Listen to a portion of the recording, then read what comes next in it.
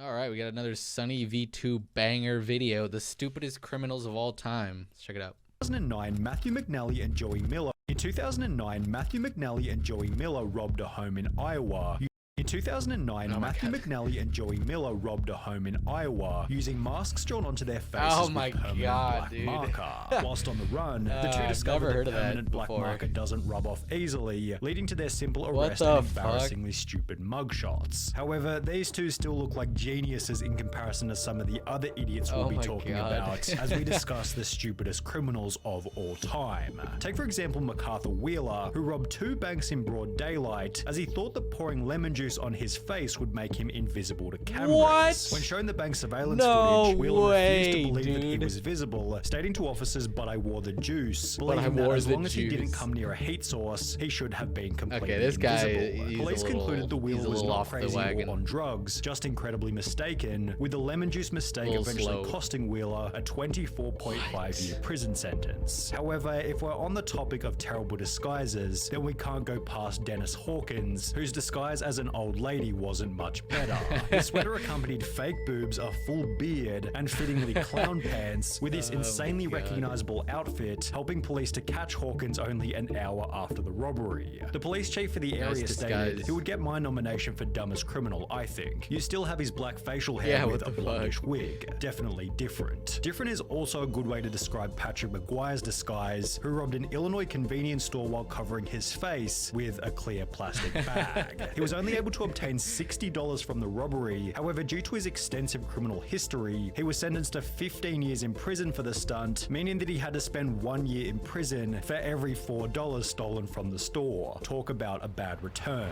Equally bad was Paul Sinclair's, who attempted to rob a bank in Florida by using his fingers curled up into a gun shape. The quote-unquote weapon was so non-threatening that the bank teller gave him only $120. They still gave him after money. which he'd flee on foot before being caught by police only 10 minutes later. Then there was James Blankenship, who thought that robbery was legal as long as you did it at a certain time of day. What? Back in 2013, Blankenship broke into his own mother's home, after which the police were called, who would take to their Facebook page later that day to explain what had happened. He fled the scene upon seeing his mother. The male was located under the house, broke into his mother's home. When advised of his charges, he made the statement, "I thought you could only be charged with burglary if you break in during the night time." Blankenship was given 180 days in jail and ordered to pay a $100 fine, yet this wasn't the only time when a person was dumb enough to think that a law didn't apply to them. Because when Reuben Pavin was caught stealing from a charity thrift shop in New Hampshire, he'd state that he thought everything was free because of the name of the business, Finders Keepers. The sign did say Finders Keepers, so I took that DVD player, took it home, Pavin told the local TV station. A couple of weeks later, the stuff is still there on the porch, so I'm thinking to myself, Finders Keepers. They probably just put stuff out there for people to take. The business responded via Facebook stating, "This man who was caught on video is saying it is all a misunderstanding. He thought everything at our store was free. Is that really the best defense he could come up with?" After which Pavin reportedly turned in the stolen goods to police, holding that he's not a bad person or a bad dad, and is rather just unbelievably stupid. But was he as dumb as Derek Mosley, who in 2013 attempted to rob a store named Discount Gun Sales by using a baseball bat? When Mosley allegedly barged into Discount Gun Sales and smashed the display counter with his baseball bat, the store manager simply pulled out his own personal firearm and pointed it straight at the would-be robber, holding Mosley in the store until he was arrested and charged with first-degree robbery. A similar story then came out of Texas in July 2022 when a gun store was robbed at knife point, although this tale instead ended in a body bag as the robber was fatally shot by the store owner as he tried to exit with his loot. But what happens when you accidentally call 911 whilst committing a crime? Pocket dialing the police is probably a fairly common occurrence. However, for Carson Reinhardt and Nathan Teklemariam, it happened at the most unfortunate moment, specifically while they were breaking into a car. The alert dispatcher soon realized that the call was an accidental one, and moreover that the guys on the other end might be up to no good. For the next 35 minutes, the dispatcher stayed on the line, listening and gathering information as Teklemariam and Reinhardt did the following. Discovered a car that they thought they could burglarize, discussed how to break into the car, allegedly broke into the car, exclaimed in delight over finding narcotics in the car, became confused as to how and why a police car was following them, and reacted in disbelief when the arresting officer revealed. I would be so mad at my friend if that happened. If I was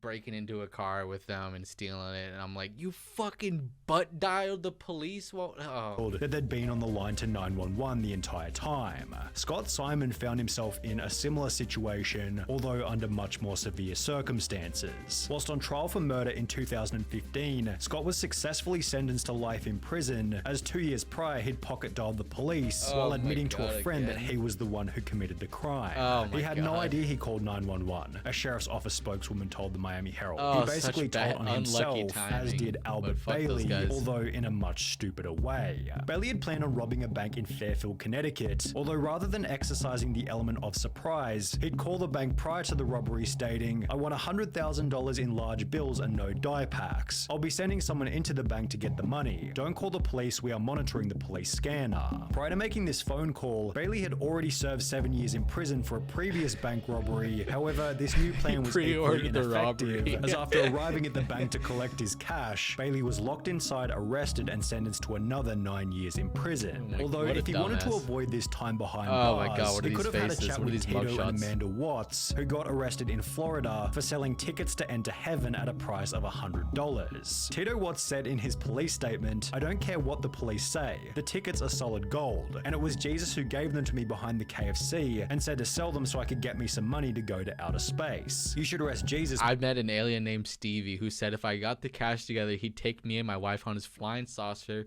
to his planet that's made entirely of drugs. Because he's the one who gave me the golden tickets and said to sell them. I'm willing to these wear guys a are and set these guys Jesus are up. fucking The couple had apparently earned over $10,000 from the stunt, meaning that they were able to find people even dumber than them, one of which might have been Ruben Zarate. While attempting to rob a muffler shop in 2008, Zarate was told that the shop couldn't access the money safe without their manager, who didn't begin his shift until later that afternoon. Instead of bailing on the robbery, Zarate instead gave them his phone number, asking them to give him a ring the next time the manager was in.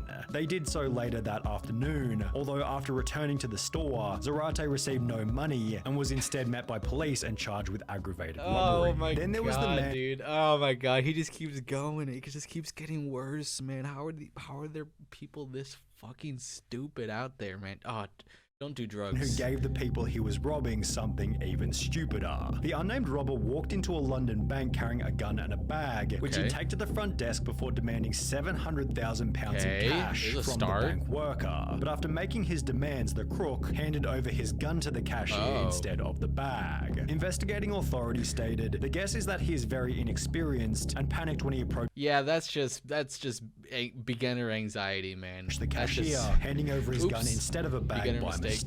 But it was Trevor Jones who left an even more damning piece of evidence at his crime scene. After breaking into a house in Atlanta, Jones took a moment to check his Facebook on the owner's computer before leaving without logging out. Less than 3 years later, a similar story entered news headlines, reading, "A 26-year-old Minnesota man has been tracked down by police after leaving his Facebook profile logged in at a house he allegedly robbed," although this story has a much funnier ending. The homeowner decided to message the robber via his Facebook, stating, "You left a few things at my house last night. How can I get them back to you?" Which was followed by the robber agreeing to come back to the home so he could collect the stuff he forgot. However, the robber didn't get any of his items back and was instead arrested while still wearing a watch that he'd stolen from the night before. While both of these idiots used social media poorly, at least they didn't brag about the robbery in a YouTube video, as is what happened in the bizarre case of Hannah Sabata. In 2012, at the age of 19, Sabata stole $6,000 from a bank in Nebraska, and while almost anybody else would have simply kept quiet, Hannah instead took to her YouTube channel Jelly Beanie. I just stole a car and robbed a bank. Now I'm rich. Upload a video titled "Chick Bank Robber," in which she'd straight up admit to having just committed a robbery.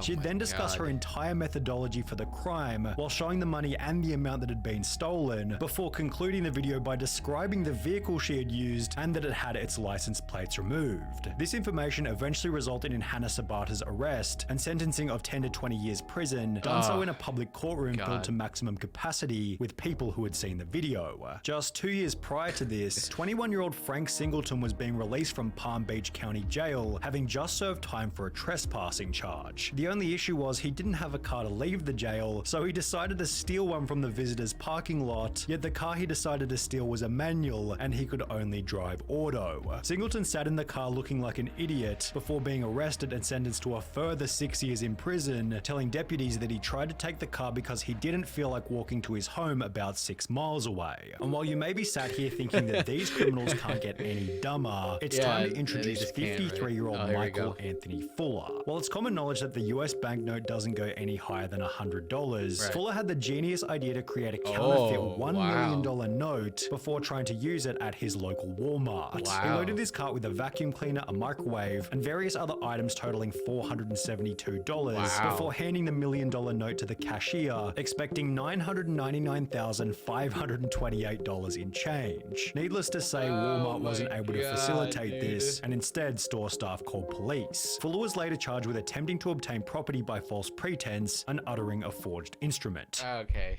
The sentence on that one can't be too bad, right? Like that one's pretty harmless. Jesus Christ. Oh my god, that was a banger video. Holy shit. Imagine raising yourself for 20 years just for him to steal from you, get caught, and think that it was legal. So bad.